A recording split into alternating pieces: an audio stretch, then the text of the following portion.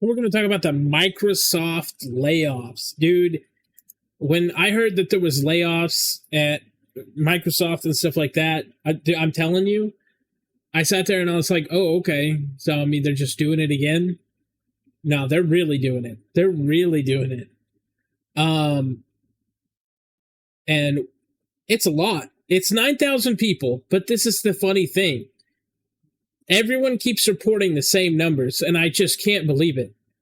9,000 jobs were cut. Okay? And I know, you're sitting there like, damn, that's like a lot of people. It is a lot of people, right? But now let's take into account how much of people that really is. Only 4% of the workforce. Guys, 9,000 jobs is 4%. There's 100% minus 4. They're at 46%. 9,000, brother.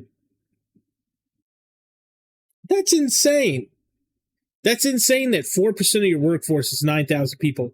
I knew Microsoft was pretty big, considering you have to include anything that they bought as Microsoft. So you have tons of different studios, okay? They bought up... Here's where the crazy thing is. They bought up so many games, so many studios, and they did layoffs, here and there. But this is the biggest layoff that they've done for a while. So, where are we at?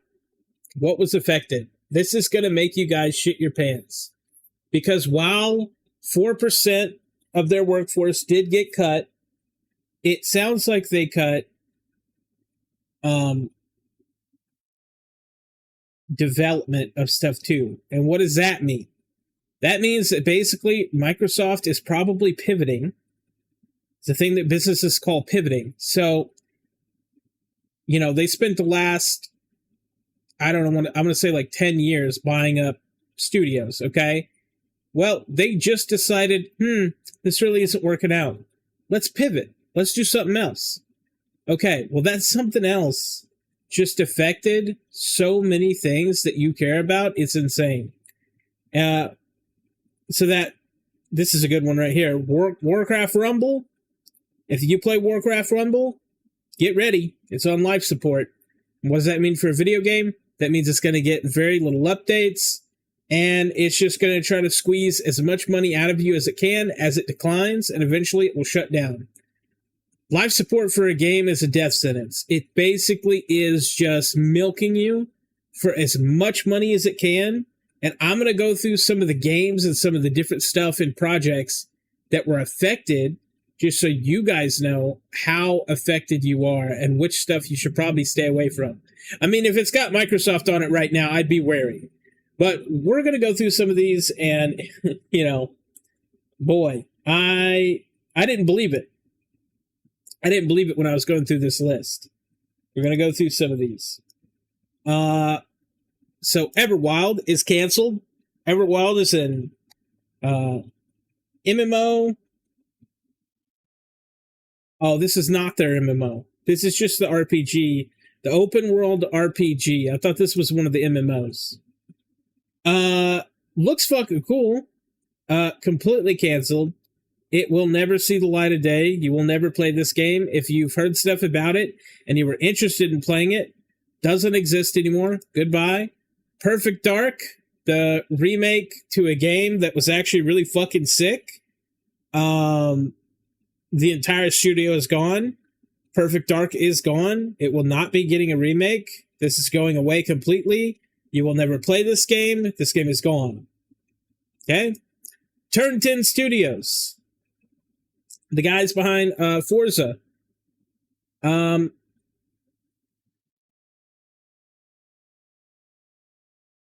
I don't think this AI knows that they've been fucked in the ass. No official confirmation on Forza 6. Oh, I guess it autofilled this. Why is it saying that? These AI things suck. You can't trust anything they say. Anyway, Turn 10 Studios got me off topic because I was actually reading this fucking garbage. Turn 10 Studios is fucking... I mean, they got a chunk. Took it out of them. 50% of their team. Now, I don't think it... I wish I could confirm it somewhere, but that's what I'm hearing. Is 50% of their entire... Oh, yeah, look. Lost nearly 50% of its staff due to layoffs. Dude, honestly, what I know of Forza is it's one of the better racing games, and that sucks because some of those other games I named weren't even things that, you know, well, people were looking forward to Perfect Dark, but not after they released. They had a problem with the way the female looked. But Forza is one of those that's been solid, and unfortunately, this could end up leading to future projects and everything being canceled. Their games might go on life support. Rare Studios, the people behind Battletoads, Donkey Kong, Banjo-Kazooie, and all that, got a huge kick in the balls. I don't have numbers, but they were one of the ones working on the Everwild. Yeah, key leaders. They took out a ton of people. Typically, when it says key leaders, that's people who actually care about the games. They're gone. Candy Crush. Candy Crush got hit like a motherfucker. 10% of its staff, although 10% doesn't seem like a lot. 50% of, 100 people is 50. 10% of Candy Crush staff is 200 people got fired from Candy Crush. Why they need so many people to work on Candy Crush, I'll never know. That doesn't make much sense to me. It should be like 40 people max. I guess it's like a lot of support staff, and not anymore. But there used to be. Like, I guess the guy who got coffee got fucked. But either way, Candy Crush should have been on life support for the last fucking 15 years. Oh yeah, this is the one that really sucks. Project Blackbird. It's an MMO that ZeniMax was making. It's gone. They've been in development since 2018. It's definitely gone. I don't know. I don't have figures on that, but they cut. Now, this is one that's going to be kind of complicated. Yes, they canceled the other MMO that they're working on called Project Blackbird. Are they... Is it fucking up Elder Scrolls? No. But Elder Scrolls has been on life support itself, in my opinion. I think a lot of people who have played it for a long time have told me that, it's kind of coasting. It's not really coming back. There's like some games that come back and there's some that don't. So there for a while, people kept on talking about, for instance, Knights of the Old Republic was doing pretty bad. Then they did a bunch of changes and they went back up in player base and everyone's just super happy. And then they took away PvP and then ranked PvP and then people were unhappy again. Anyway, it went back and forth. With this, Elder Scrolls, everyone that I know that played it, they're kind of transitioning away from it. Especially people who have spent, and I'm talking about a lot of money. Some people have spent thousands on the game and they keep hiking the prices. And that looks like a game that might be going on, it's already been coasting for some years. And I get it. There's, new expansions and there's stuff like that. But no, unfortunately, those new expansions didn't hurt the game, but they didn't make it any funner. I think a lot of people had problems with the expansions and the classes that they introduced being overpowered or this and that. But they cut their marketing teams in London, Rockville, and at least one unannounced. Okay, yeah, that was the MMO. So the MMO's gone, and they got rid of marketing teams. Not that bad. Honestly, could be worse. They need Elder Scrolls to keep pumping out money. So they're not going to get rid of the game, but to say that they're actively going to keep developing it is going to be a big question in the future, because it does look like they are moving away from being developers to more of a publisher standpoint. And it's working. It's making a ton of money. Activision Blizzard, the big one. I have no clue what's going to happen with this, because the deal that they have with Microsoft is that they're kind of independent. Not really, but like they're owned by Microsoft, but they are allowed to work kind of independently. I don't know how to describe it, but that's what's being told to me. I'm a developer of games, and this is just stuff that's being told to me in the background. I don't know if we have anything public on it, but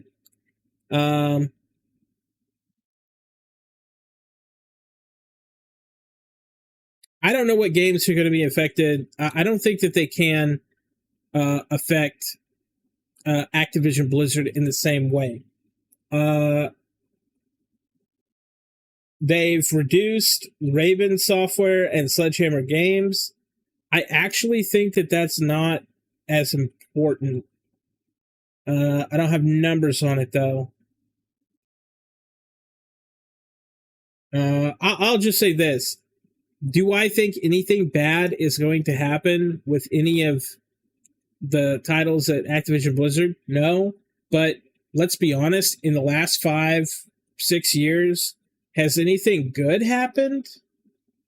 You know? It's like on one hand, I think they'll be fine, but they'll still be what they are now, which is shit. So, is that a good thing or is that a bad thing?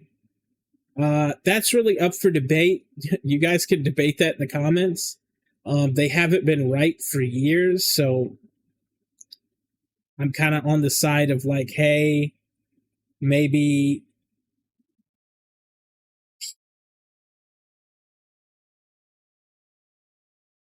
I mean, they'll still be shit. They'll still pump out shit. I just don't know what the transition to being more of a publisher is going to mean for the studios that they still own, making things that people still play. I mean, to say that no one plays WoW is crazy. There's still a ton of people that play WoW. So, I honestly don't think they'll be affected that much. Now, the next one I want to talk about is Halo Infinite. Now, let me just say this. Halo Infinite has been doing very bad. Okay? Did bad on release. It's still doing bad, but it's still Halo. Where I'm at right now with this, and from the stuff that I know, nothing really happened with the Halo stuff. But I'm going to be honest. They are trending toward, in my opinion, they are trending toward life support status, where they are going to pump out new stuff to buy, and maybe they'll trickle down some content, but they're mostly just going to let the thing play out and then eventually cancel. That's what I think. And they've been kind of on that path, sort of. So maybe it just continues its path. The only other thing that I have that I know that they fucked with is like sales and marketing. I already said that. They cut a bunch of sales and marketing people to ramp up their AI and cloud efforts mainly. That's something that's not being talked about, actually. I should talk about that. This big cut, yes, some of it is moving toward being a publisher, but also they've positioned themselves to be a publisher now that they own all these titles. Steam kind of did a similar thing where they had a bunch of titles that people really loved. They made their Steam app. I should say Valve, right? Yeah. So Valve, I keep saying Steam instead of Valve. Valve positioned themselves in the same way a long time ago with their little app. And now since they own Blizzard Activision, they can use that as a portal. Microsoft can use that as a portal. Anyway, they'll start to move into publishing more. But one of the things that they're ramping up is their AI stuff, and they're going to have to hire a ton of people because it's coming pretty fast. AI and cloud efforts. I don't know what the cloud efforts part is. Sorry, I've got notes on this other screen. I know that Azure and Halo Lens and Office are all getting fucked in the ass. Microsoft HQ in Redmond lost 830 people. No direct effects on, because I was trying to search for if there was any movies, TV shows, or anything that this affected, just because Microsoft has their hands in a lot of pies. And I was like, man, if they cut like a movie or they cut a TV show, which there hasn't been anything moving around lately, I guess. But nothing was affected that I know of right now. But I will say that this layoff, usually when I hear that there's like a layoff or there's something like that, I'm just like, oh, wow, they're doing it again. And it's usually like 200 or 300 people. It's usually like not even a big deal. It usually doesn't affect anything. But I will say the reason I made a video on this is because it did affect a lot of stuff. It ended a lot of games, and it put other games at total risk of going on life support. So we'll see what happens. But I just think, I mean, good God. The fucking bloodbath, man. But what do you guys think? What is your comments on this?